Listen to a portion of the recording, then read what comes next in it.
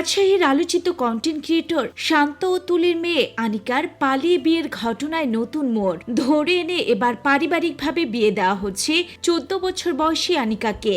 রাজশাহীতে ব্যাপক আলোচনা সমালোচনার জন্ম দিয়েছে এ ঘটনা। কয়েকদিন আগে স্কুল ফাঁকি দিয়ে বয়ফ্রেন্ডের সঙ্গে ঘুরতে যাওয়ার ভিডিও ভাইরাল হয় আনিকার। সেই ভিডিওতে দেখা যায় স্কুলের ইউনিফর্ম ছেড়ে বয়ফ্রেন্ডের সঙ্গে রাস্তায় ঘুরছে 14 বছরের কিশোরী। ভিডিওটি মুহূর্তে লক্ষাধিক ভিউ পায় এবং সোশ্যাল মিডিয়ায় তুমুল সমালোচনা শুরু হয়।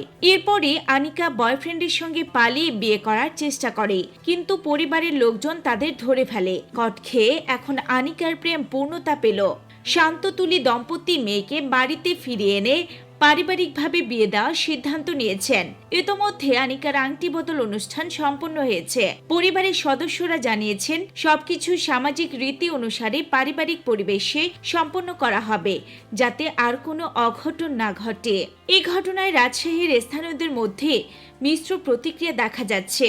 কেউ বলছেন 14 বছর বয়সে এমন সিদ্ধান্ত ঠিক হয়নি, আবার কেউ বলছেন পরিবার যখন সম্মতি দিয়েছে তখন তো আর কিছু করার নেই। শান্ত তুলির ফেসবুক পেজ ও ইউটিউব চ্যানেলেও এখন এই বিষয়ে নানা মন্তব্য আসছে।